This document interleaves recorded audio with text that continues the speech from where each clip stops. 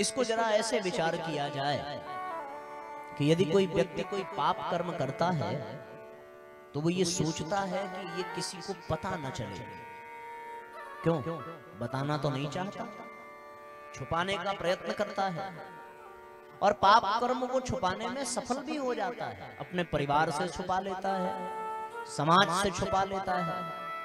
अच्छा, यदि पता भी चल जाए एक क्षण के लिए, यदि ये जानकारी हो भी जाए कि उसने पाप किया और उसके ऊपर कुछ मुकदमा हो जाए, एफआईआर हो जाए और उसको कोर्ट में पेश भी होना पड़े, तो वो अपने तर्क कुतर्क की शक्ति से, वकील की सहायता से, जज को कुछ घूस खिला करके वहां से भी वो बरी हो जाता है ना। तो परिवार से भी बरी हो गया, समाज की नजर में भी वो अच्छा बन गया, कोर्ट कचहरी में भी वो अच्छा बन गया, सबसे बच गया, कोई उसके पाप को सिद्ध नहीं कर पाया। लेकिन इसके बाद भी उसके जीवन में दुख आया, इसके बाद भी उसके जीवन में प्रारब्ध आया, इसके बाद भी जीवन में उसके यातनाएं आई, अशांति आई, शोक आया, क्लेश आया, कलह आया। क्यों आया? वो तो हर जगह से बचता चला गया, है ना।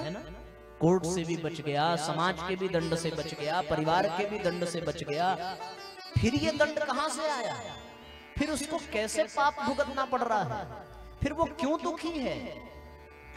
कोई तो ऐसी सत्ता है जिसकी नजर से वो बच नहीं पाया और इसी नाते उसके जीवन में दुख आया, इसी नाते उसके जीवन में कष्ट आया। लोग कहते भी हैं कि भगवान के यहाँ देर है, अंधेर नहीं है।